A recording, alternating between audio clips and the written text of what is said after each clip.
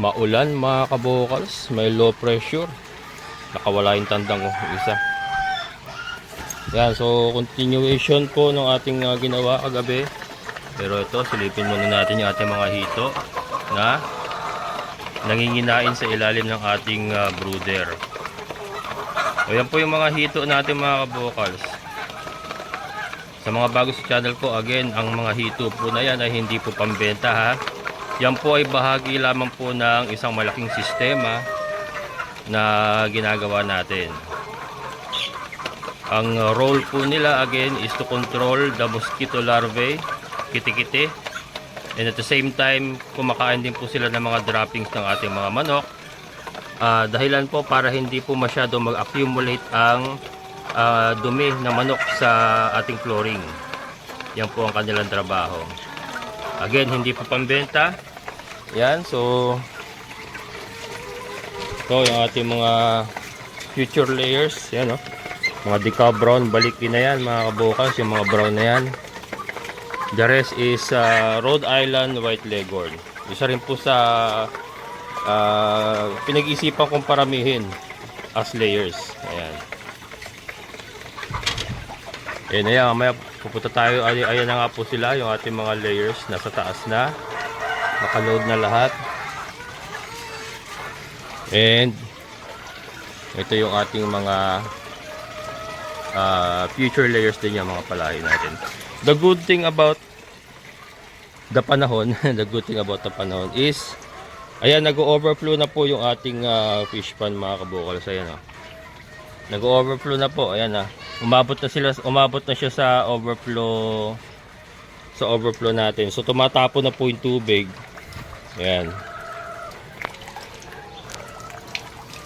Yan mga kabokals, tumatapon na po yung tubig. Yan po yung ating overflow ha. Yan. Pero nakita nyo naman may ano pa. Hindi naman siya talagang umaapaw pa. So hindi naman po siguro tatalon yung ating mga hito dyan.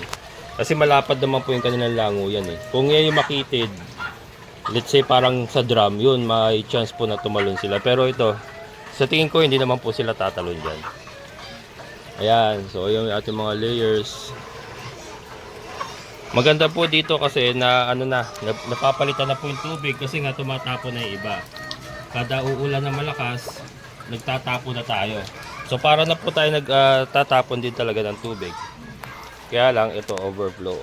Tapos pwede na tayo magpatapon gamit yung motor. Kunyari, kailangan natin magbawas ng 50%.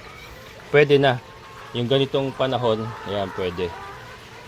Pero kasi sa naaamoy ko mga kabokals, naaamoy naman yan eh kung mataas na yung ammonia talaga. Ikaw mismo makakaamoy yan. Or tayo mismo maamoy natin yan. So wala pa naman ako naamoy na ganong kataas na ammonia. So no need pa na bawasan. Kaya alam mo na natin na ganyan. Yun nga, yung ating poso ay lumakas. So it's a good thing. Lumakas din po yung ating poso para kung wala po ulan, pwede po tayong mag-replenish kahit gamit lang po yung ating poso. Ayan, napakain na rin natin yung ating mga dumalaga at binatilyo. Yan, ito mga kabukas, luluwang din yan ha, kasi ito yung mga lalaki na ito. Ano yan, ikakatayin din natin yung mga yan. Ang matitira lang po dyan yung mga dumalaga talaga. Ito, yan, dumalaga to. Ito lalaki ito eh. Ito babae, yan. Ito babae ito. Ayan. And ito yung ating mga hito. Kasi lalim sila permis yung ating mga hito.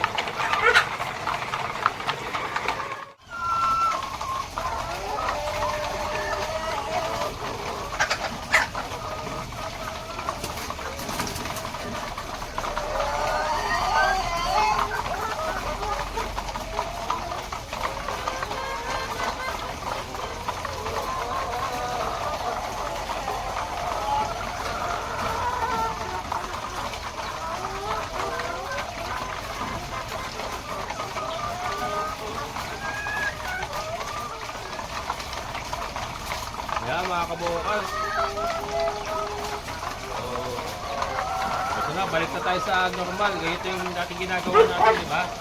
Kung naka-battery cage sila sa loob. So ganito na uli ang ating sistema.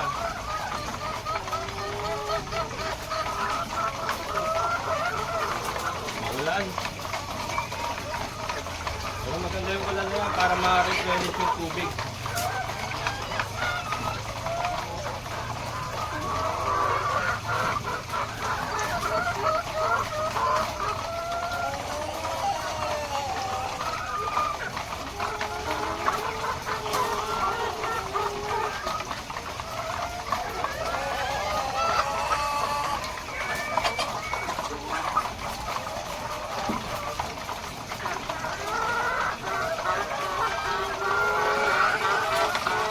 Lumabas yung tanda.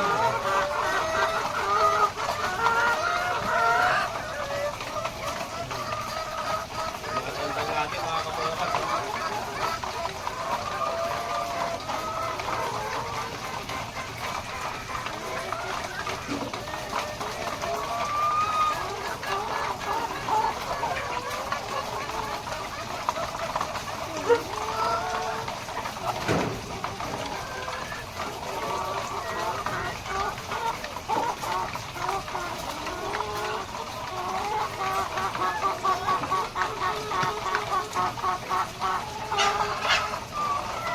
Wala kang problema pagka ang ulan, maputik.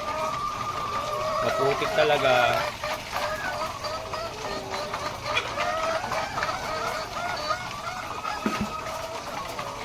So para sa dalawang tangkang natin yun.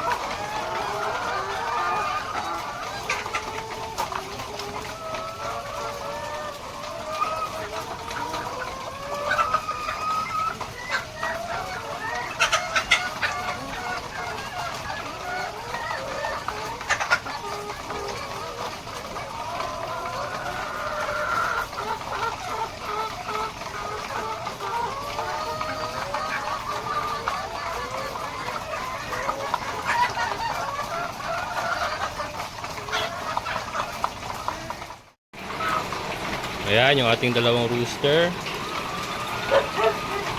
Tubig natin, oh. Taas na talaga, oh.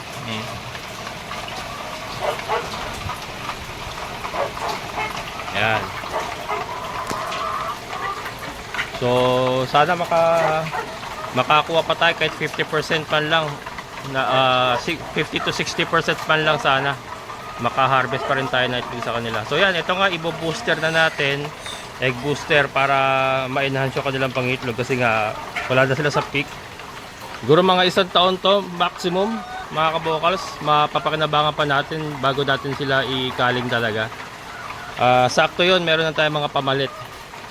Ang problema sa breeding kasi natin, hindi talaga yung kunyari 1.80, hindi ganon kasi yung ating unang-una yung ating incubator 55 seater lang yan, and hindi naman na lahat na pipisa. So yun, by batch po ang nangyayari. So ito nga nauna ko, konti lang ang babae dyan. Ayan, so ayoko naman kasing bitawan yung brown egg kasi may plano ako sa brown egg mga kabukals eh. So yan, abangan nyo na lang mga kabukals. Pero ito na po aking update. So sa mga naghihintay po na ma-load natin yung ating mga layers, ito na. So ito na po yung ating business talaga mga kabukal. So hindi po yung hito, again uulitin ko po, hindi po yung hito ang ating business dyan ha. Yan yung mga hito na yan.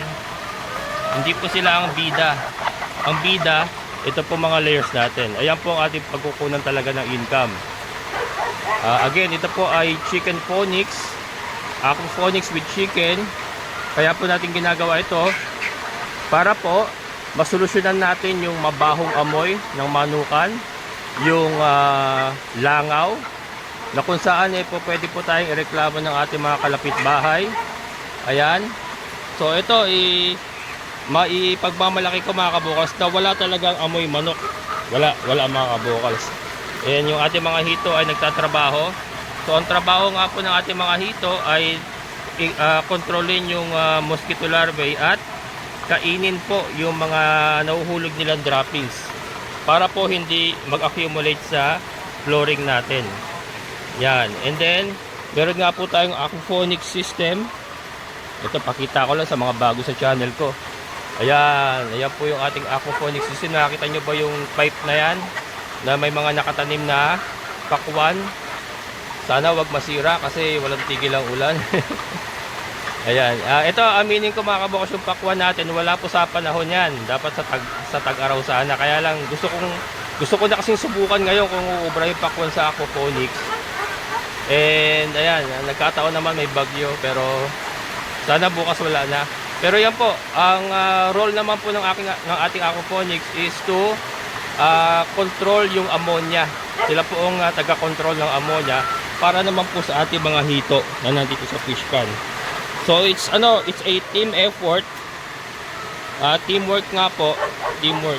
Pero ang main business natin dito is yung ating mga paitloging manok.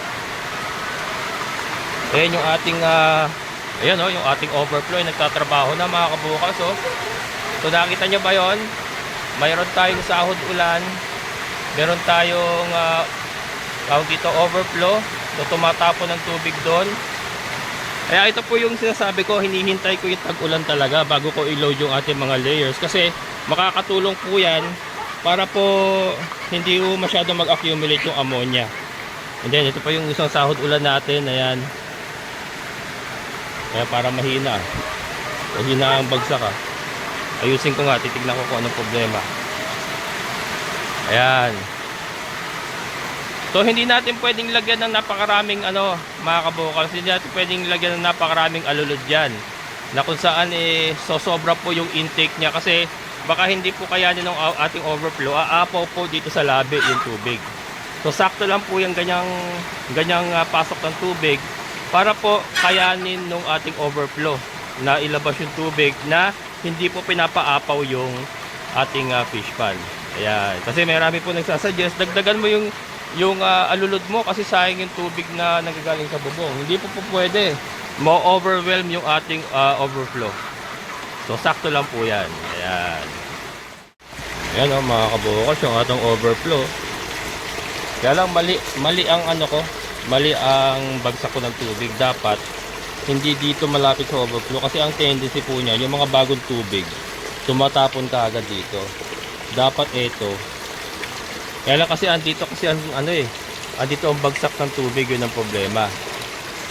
Doon wala masyadong bumabagsak doon. Pero dapat ang tapon natin ng tubig doon, or sa gitna man lang sana, bandang gitna. Pero gagawin ko siguro, medyo ilalayo ko lang. Lalayo ko lang dito. Lagyan ko ng extension na yero. Doon ko pababagsakin doon sa bandang gitna na yun. Para at least malayo siya rito, di ba? May tutulak pa niya yung mga lumang tubig. May tutulak niya yung mga lumang tubig. So yun ang unang lalabas.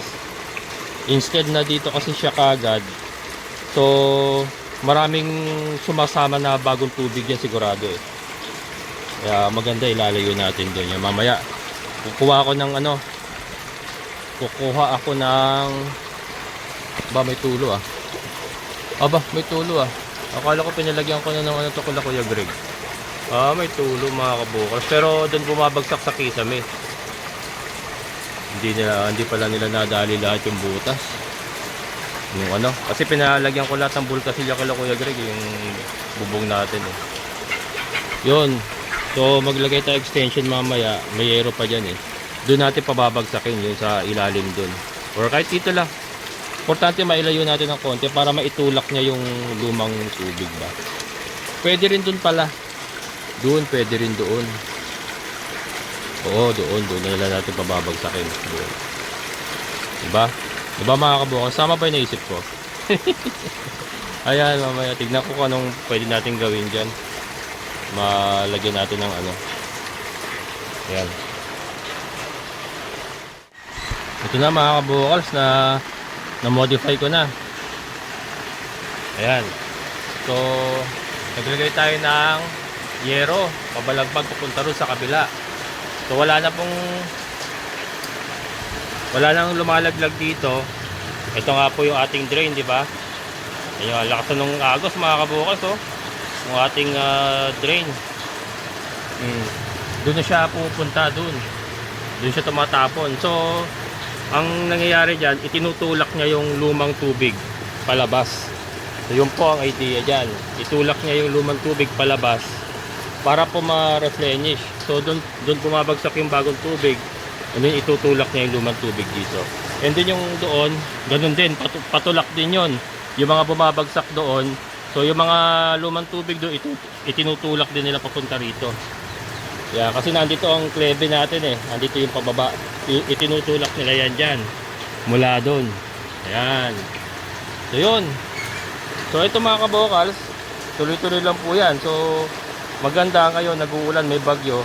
Napapalitan po yung ating tubig. Hindi naman napapalitan totally, pero na ano, napabawasan po yung madumi. Ayan oh. Lakas ng agos oh. Kailangan pala ito malagyan ko ng ano, kasi uhukayin yan. Lagyan ko ng elbow, tapos may patutok na lang doon na tubo. Ayan. So yun. Ayos mga kabokals.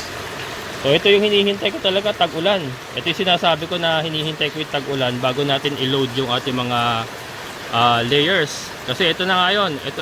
Ganito po mangyayari. Yan mga kabokals. Maaaring hindi nyo po napipicture out nung tag-init, kasi tag-init pa. Pero ganito po mangyayari niyan. So tuloy-tuloy lang ang ulan, tuloy-tuloy ang replenish ng ating tubig. Tapon lang ng tapon dito, dire-diretso na yun doon sa ating kanal pababa. So yan. Ayos. Hello? Diba? Yero lang katapat. Medyo inilihis ko para hindi nila mabagsakan ng ipot, kaya nakaganon. Iginanon natin para hindi mabagsakan ng ipot. Mabagsakan man, madali lang bombitin ng ano yun, power spray yun. Kung mabagsakan man, bubombitin na lang natin ng power sprayer natin. Pero yan ha, ayos. Sabi nga, everything is starting to fall into place. Yung mga pinaplano ko noon, unti-unti na pong ano, namamaterialize ba. Yan po. So yung ating mga layers ay ano na yan, gagawin na natin productive yung mga yan. Ayan yung ating mga hito ay okay yan, kasi ito nga, meron tuwing may bagyo, kasi ano na ngayon, typhoon season na ngayon eh. Yan, madalas na tayo magkakaroon ng mga low pressure area. So yun, malaking tulong din po. Huwag lang sana malakas ang hangin.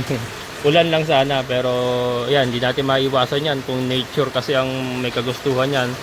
Pero so far dito sa Bulacan naman, hindi naman tayo masyadong nasasalanta ng malalakas na hangin talaga, na hindi katulad sa mga Visayas area, hanggang ganyan. Dito nababasag madalas sa ano, sa Sierra Madre. Ayun.